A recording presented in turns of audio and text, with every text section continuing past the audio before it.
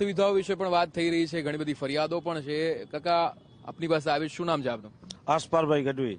Okay, શું લાગે છે હવે મતદાન કરવાનો સમય આવ્યો છે, ચૂંટણી આવી છે લોકસભાની, કયા કયા મુદ્દાઓ છે જેના પર તમે આમ વાત કરવા માંગશો? હું આ લોકસભાના મુદ્દામાં માનવ જાતિમાંથી બોલું છું.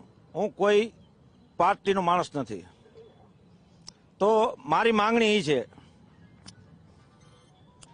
કે જો ધ્યાનમાં બેસે દરેક સંસદ સભ્યોને તો આખા ગુજરાતમાં એટલું બધું બાવળ ફળી ફૂલ્યું છે કે આપણે દાવો કરીએ છીએ, સરકાર દાવો કરે છે કે આપણા પશુઓને આપણે બચાવવાના છે. તો પશુઓને બચાવવાના હોય તો પશુઓ કઈ રીતના બચી શકે? રેવન્યુની કોઈ જગા, તળાવોની, ચેકડેમોની, નદીઓની, ખરાબાની, ગૌચરની કે ખાલસા થઈ ગયેલી જગા, કોઈ જગા એવી ખાલી છે કે જેના માટે બાવળ નથી ઉભો? અને એમાં ચરે છે કોણ? બે હાથવાળા નથી ચરતા, ચાર પગવાળી ગાયું ચરે છે. હવે માણસો ભણવા લાગ્યા, માણસો ભણ્યા, નાની મોટી શેષની દુકાન ખોલી નાખી, દૂધની ડેરી કરી નાખી, ફલાણું બકાલાની રેકડી કાઢી નાખી, અને ગામમાં શહેરમાં માણસો આવતા રહ્યા. તો જે માણસો પશુપાલનનું કરતા હતા એ જ માણસો આવ્યા છે. માણસો કોઈ વિદેશમાંથી પ્રોજેક્ટ થયા ખરા? હવે એના પશુ જે હતા એને ચરવાના વાંધા પડ્યા, ચરવા ક્યાં જાય? બાવળ ઉભા રહી ગયા બધી જગ્યાએ, મોઢું ક્યાં નીચું થાય એમ નથી. એટલે મારી હાથ જોડીને વિનંતી છે આ સરકારને કે પહેલા તમે પંચાયતોને ગ્રાન્ટ આપો.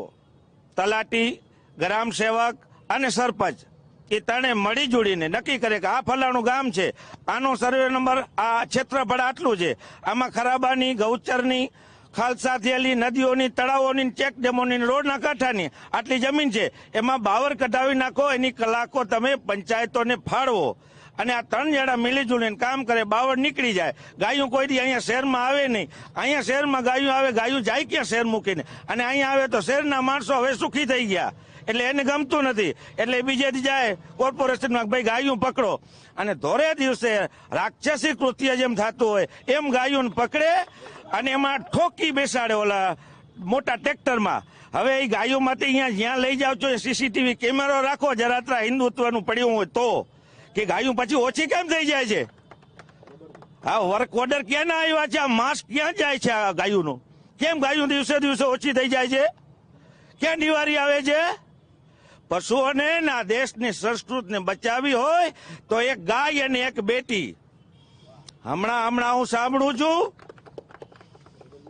બેટીઓના સંદર્ભમાં એક ચોક્કસ સમાજના સ્ટેજ ઉપરથી બોલાણું હતું કે આ સોડીઓ ના વખાણ થાય છે. જેની માતાઓએ દરિયામાં કેળા પડાવી નાખ્યા હોય, ભાલામાં તે બેસીને ચકલી બનીને એના વખાણ ના થાય તો થાય કે ના? આ બેટી જ છે ને, આ ખોડિયાર બેટી નથી, જાહલ આપણી બેટી નહોતી. કઈ બેટી પૂજનીય નથી? ચારણોની દીકરીઓ ક્યાં પૂજાતી નથી? કયો હિન્દુનો ઘર એવો ખાલી છે કે ચારણિયાની પૂજાતી ન હોય? આ દેશ કઈ તરફ હાલ્યો છે? આ સરકારને હું વિનંતી કરું છું કે તમે સાંભળતા જાઓ. અને આપણે અત્યારે ચક્કર ચડી ગયો છે આખો ગુજરાત, રાજસ્થાન, મેવાડ, મારવાડ, એમાં ખાસ કરીને ક્ષત્રિય સમાજ. વાત કરવા માંગુ છું કે એક ટિપ્પણી આપણે સહન કરી લીધી, ચારણ સમાજ ઉપર થઈ હતી. ચારણ સમાજે મર્યાદામાં રહી અને વર્તન કર્યું, વિરોધ કર્યું, બેસી ગયા. પેલા લોકોએ માફી માંગી લીધી. હવે આ બીજું થયું. હવે હું માનું છું હું કોઈ જાતિના તરફનો માણસ નથી, ઈશ્વરને સાક્ષી રાખીને કહું છું.